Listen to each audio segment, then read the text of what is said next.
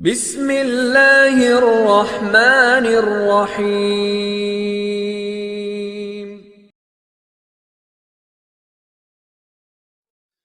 کبھی ایسا دیکھنے میں آتا ہے کہ چھوٹے بچے گھر کے ٹائلز وغیرہ پر پیشاب کر دیتے ہیں، تو اب یہ مسئلہ پیش آتا ہے کہ اس کو پاک کیسے کیا جائے اور اس کو پاک کرنے کا صحیح طریقہ کیا ہونا چاہیے۔ ناظرین محترم، میں آپ کا خادم مفتی عبدالسلام مصباحی آج آپ کی خدمت میں ایک بہت ہی اہم مسئلہ لے کر حاضر آیا ہوں۔ جن گھروں میں چھوٹے بچے ہوتے ہیں، یقیناً وہاں پر ایک بہت بڑا ایشو، بہت بڑا مسئلہ رہتا ہے کہ بچے اگر فلور پر پیشاب کر دیتے ہیں اور گھر میں لوگ نمازی ہوتے ہیں تو وہاں پھر نماز کی ادائیگی کا مسئلہ کھڑا ہو جاتا ہے۔ تو میں آپ کو بتا دوں کہ فلور کے تعلق سے اور ٹائلز کے پاکی کے تعلق سے ہمارے فقہاء کرام نے بہت طویل گفتگو فرمائی ہے، جس کا نتیجہ اور خلاصہ یہی ہے کہ ٹائلز پر اگر بچہ پیشاب کر دیتا ہے، پھر اس پیشاب کا اثر زائل ہو جاتا ہے، اس کی بدبو دور ہو جاتی ہے، اور ساتھ ہی ساتھ جو ہے وہ جگہ خشک ہو جاتی ہے، سوکھ جاتی ہے۔ تو ایسی صورت میں ہمارے فقہاء کرام نے اس کے پاک ہونے کا حکم دے دیا ہے، یعنی ایسے ٹائلز وغیرہ کو 3 بار دھونا یہ کوئی ضروری نہیں ہے۔ اس تعلق سے ہمارے فقہاء کرام نے فرمایا ہے کہ زمین یا ہر وہ چیز جو زمین سے اتصال قرار کے طور پر ملی ہوئی ہو، یعنی زمین سے ٹچ میں ہو، جیسے ہم نے اینٹ کی زمین بچھا دی، فلور بچھا دی تو بالکل زمین سے متصل ہے،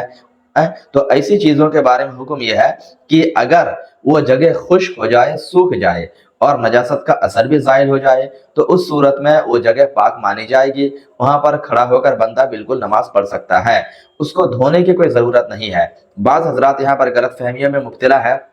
اور وہ یہ کہتے ہیں کہ اس کو بھی 3 پانی سے دھونا ضروری ہے، تو ایسا کوئی ضروری نہیں ہے۔ میں نے ابھی فقہ کا مشہور معروف رول آپ کو سنا دیا ہے کہ جو چیزیں زمین ہو یا زمین کے جنس سے ہو تو بلا شبہ فلور جو ہے وہ ٹائلز چونکہ زمین پر نصب کر دی جاتی ہے، بٹھا دی جاتی ہے، تو اس وجہ سے اس کا بھی حکم وہی ہوگا جو زمین کا حکم ہوتا ہے۔ مثال کے طور پر آؤٹ سائڈ میں کہیں زمین ہے اور وہاں بچے نے، بڑے نے، جانور نے پیشاب کر دیا، پھر اس کے بعد یہ ہوا کہ وہ پیشاب دھوپ پڑ پڑ کے سوکھ گئی اور اس کی بدبو، اس کا اثر سب زائل ہو گیا، تو زمین کو پاک مانا جائے گا۔ تو اسی طریقے سے جب ٹائلز کو، گھر کے فلور کو زمین کے جنس سے مان لیا گیا تو جو حکم زمین کا ہوگا وہی حکم ٹائلز اور اس کی جنس کا بھی ہوگا۔ تو اسی بنا پر ہمارے فقہاء نے اس کی صراحت فرما دی ہے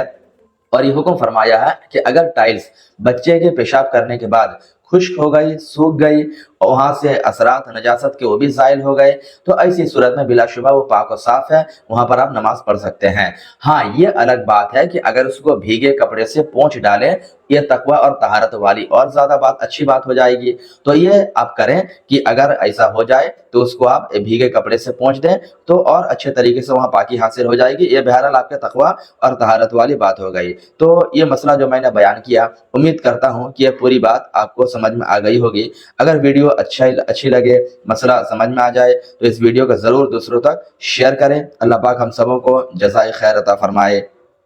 السلام علیکم ورحمۃ اللہ تعالی وبرکاتہ۔